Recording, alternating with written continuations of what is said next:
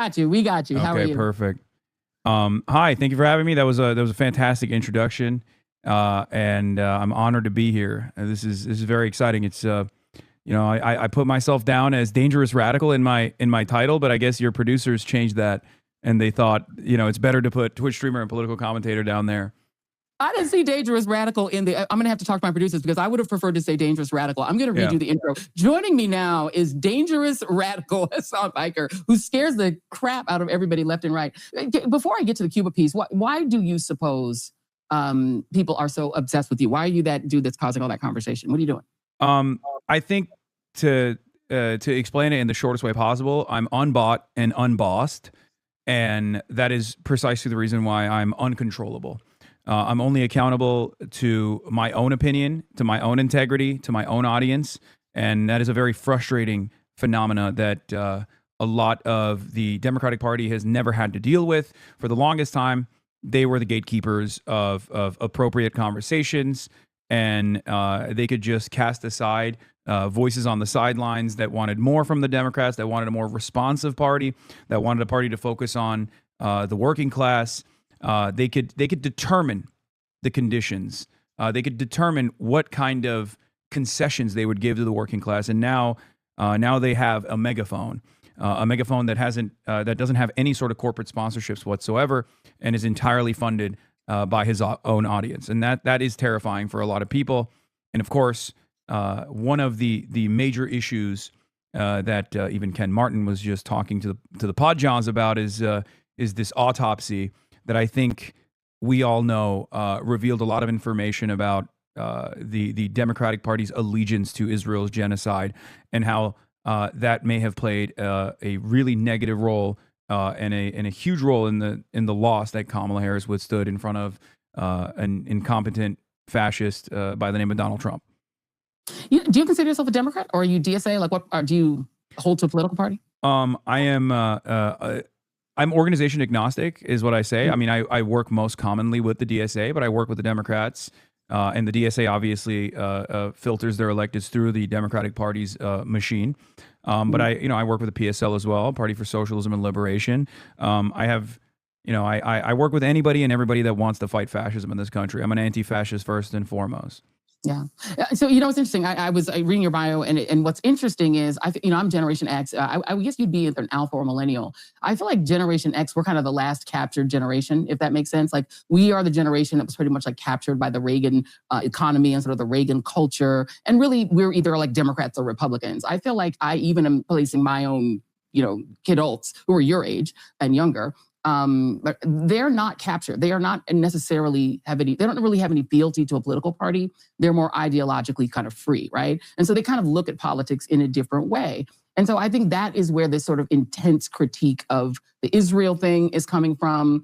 It's where the, critique of the wars are coming from. Do you feel that the way that you think about Israel and Palestine, which weirdly enough is the way I think about it too, but I was lonely alone in Generation X. Most of us didn't think that way. I was kind of on my own there. But do you think that the way that you're thinking about it that is the common parlance, right? Absolutely. I mean, they're left or right. Yeah, it wasn't necessarily the case, especially shortly after October 7. But now it's become the universal position. There's clearly a generational divide here as well. Obviously, for the generation 50 and above, they definitely have more loyalty to the most moral democracy in the Middle East, the only democracy in the Middle East, and that sort of narrative building has been very effective in capturing the attention of the older generation. But for people under the age of 50, it's gone. It's done. People look at this as a malign foreign actor that is causing tremendous instability, tremendous harm in the region, and people simply don't understand why we have to have this unlimited loyalty pledge to this foreign country. And it's also created a very interesting media environment, especially paired up with how much misinformation runs amok in a system where we don't really have consensus reality any longer, where a lot of people start making up their own minds on why. They start making up their own theories as to why people are so why our politicians are so unresponsive to our demands, and why they have this loyalty to the state of Israel. And that's where anti-Semitic conspiracies start manifesting left and right. Yeah, I mean, the thing is, I think that is probably why you're not shameable on issues like. I mean, I noticed whenever you do an interview, people ask you about Hamas. Like this is a thing that happens with Yeah. a lot of people who are on the left, and then you're asked to justify is Hamas the worst thing in the world? And you're like, well, Israel's killed more people, and you kind of Yeah. leave it there. I saw an interview where you did that, but I want to talk a little bit about Cuba because this is the other issue where. For people my age, it's just baked into the cake that Cuba is an authoritarian country. Jason actually went to Cuba as well. We're going to put up some video. I cut together a few of our stills, Jason. We went in 2017 when President Obama opened it up and allowed us briefly. You could go. And, I watched your Cuba documentary. It was very well done. You, Ryan Graham, and some others went down. And one of the things I noticed that is very different about the narrative that you were presenting and the narrative that I've always understood and even experienced in Cuba is that Cuba is an authoritarian place. Like I don't know if you experienced this part of it, that there are men with long guns watching you. Like you are on video cam all the time and being watched. Like, did you get that sense, or did you only get the sense of like the struggle, which is what you really well explained? Yeah. No, as a matter of fact, in comparison to China, who I went to, who I visited, the place I visited last year, I would say that their surveillance state was virtually non-existent. And I actually had some independent journalists that work in Cuba, some of which have even been arrested by the Cuban government in the past. I asked them about their experiences in Cuba. They've worked all around Latin American countries, including in Venezuela. And they were saying that the Cuban government's surveillance initiatives are actually far less comprehensive than what you would see even in a place like America. Of course, the American surveillance state is much more insidious and nowhere near as hands-on, or at least it doesn't show itself until it needs to. But as far as the authoritarianism goes, I think these countries are, especially Cuba, it's 90 miles off the coastline of the United States of America, and it's been in a state of unlimited warfare by the largest hegemonic superpower since it committed the ultimate crime of fighting and winning sovereignty and dignity for its people. The initial Cuban Revolution wasn't necessarily a communist or a socialist revolution. It was an agrarian revolution. It was a national revolution. It was a social revolution. But it became a communist country after, a couple years in to the initial revolution. And throughout that process, they've always wanted to maintain decent relations with America. They know they have to. And yet, America has had unbelievable revenge fantasies and chose to punish Cuba relentlessly and even push Cuba into the hands of the USSR in many respects. So having all of that in mind, I think I guess I understand why countries that are in a constant state of warfare, especially poorer and smaller countries, are going to engage in some level of repression. Because they're worried about instability born out of CIA interventions, quite frankly.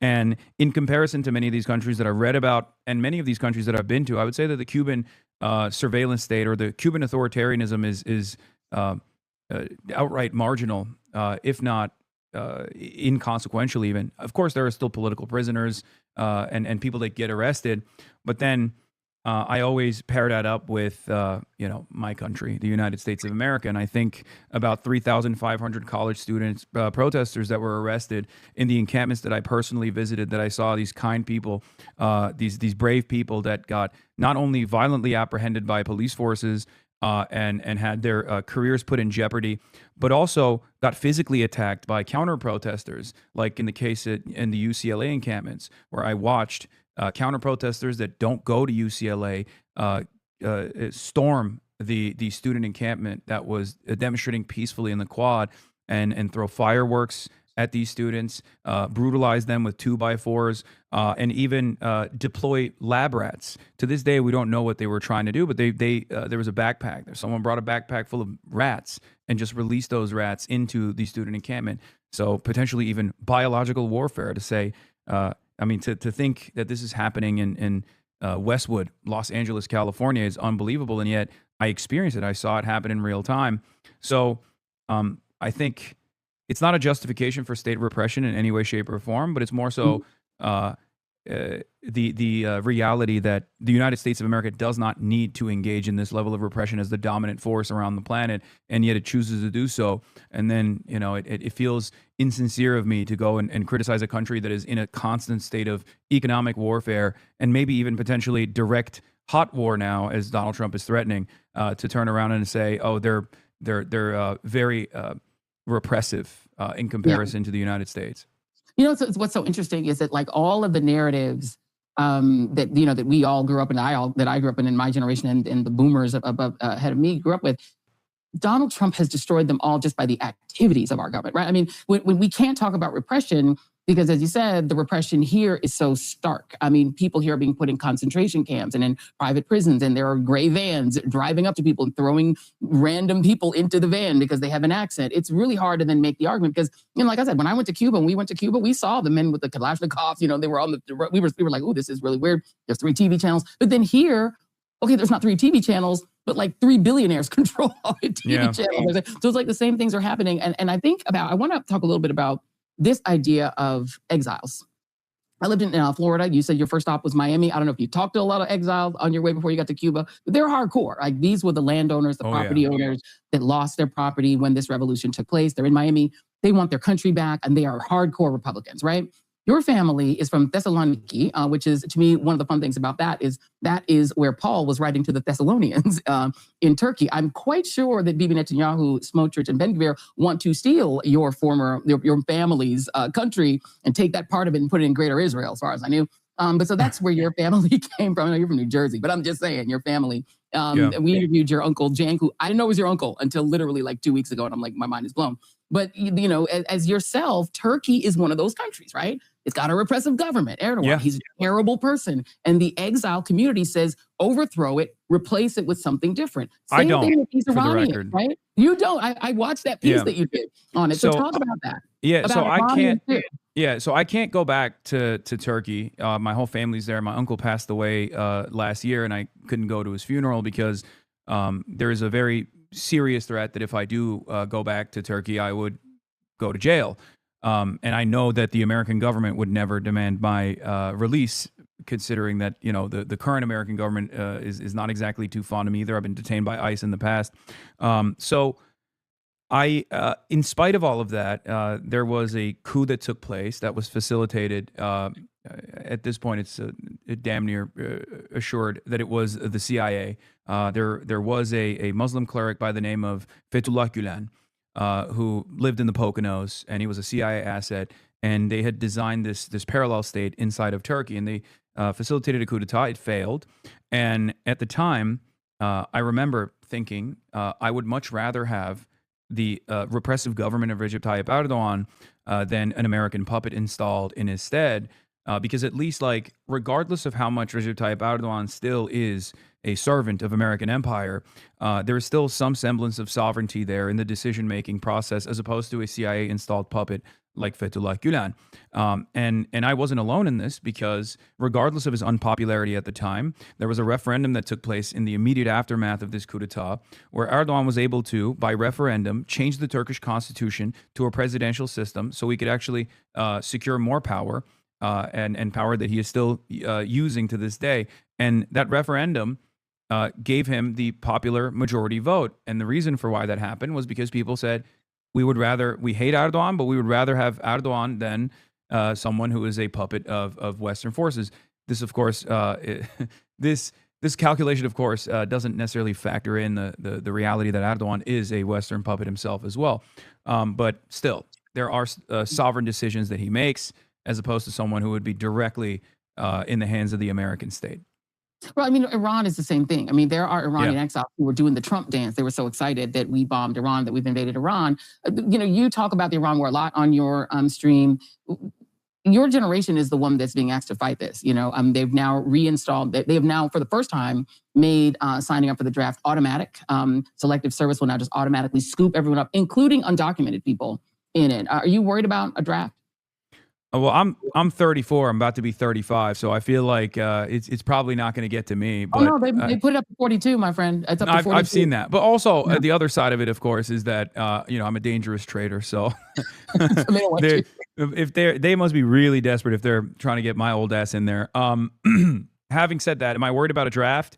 Yes and no. I'm always worried about a draft, but there is also a sense of opportunity, because part of the reason why I think the American population has been unresponsive to all of our military adventurism overseas is because we have a draft right now. It's the poverty draft. Either people join the military because their family members were a part of it, and it's like a generational thing, or they do it because they want a semblance of upward social mobility that the military offers. In other countries, of course, these amenities are not really amenities at all. A free college education, or a college education that actually has the state paying you to go get educated, and free healthcare are provided to every single citizen in most OECD nations unconditionally. Here in the United States of America, you have to sign the dotted line and sell your soul to the Pentagon so you can go wage wars, sometimes at the behest of petro-capitalist pedophiles, and other times at the behest of Israel, even, like we're seeing here in Iran.